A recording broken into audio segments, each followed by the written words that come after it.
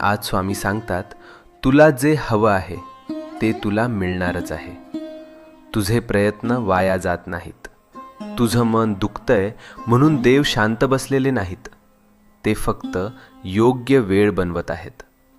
तुझ्या आयुष्यातून अडथळे शांतपणे दूर होत आहेत.